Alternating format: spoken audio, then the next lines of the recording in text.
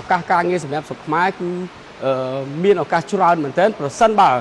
ពលរដ្ឋរបស់យើងប្រសិនបើយុវជនរបស់យើងប្រសិនបើកម្លាំងពលកម្មរបស់យើងមិនមានការរើសអើងការងារទេ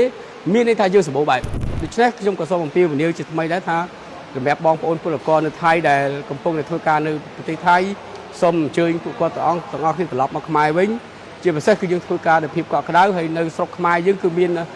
ក៏ទទួលបានអត្ថប្រយោជន៍ក៏វាមិនខុសគ្នាប្រហែលដែរ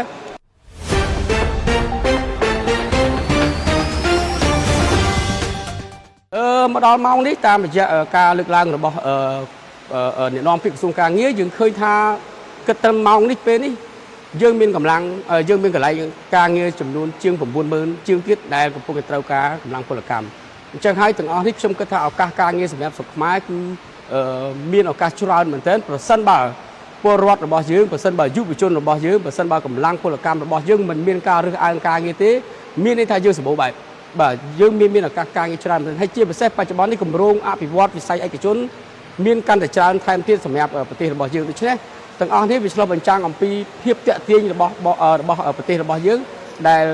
ជាប្រទេសប្រកួតប្រជែងមួយនៅក្នុងតំបន់ដែលធ្វើឲ្យអ្នកវិនិយោគទាំងអស់ងាកមករកការវិនិយោគនៅប្រទេសរបស់យើងដូច្នេះឱកាសការងារសម្រាប់កម្ពុជាពីម៉ោងនេះទៅមុខយើងឃើញថាមានតែការរីកចម្រើនទៅដូច្នេះខ្ញុំក៏សូមអំពាវនាវជាថ្មីដែរថាសម្រាប់បងប្អូនពលករនៅថៃដែលកំពុងតែធ្វើការនៅប្រទេសថៃ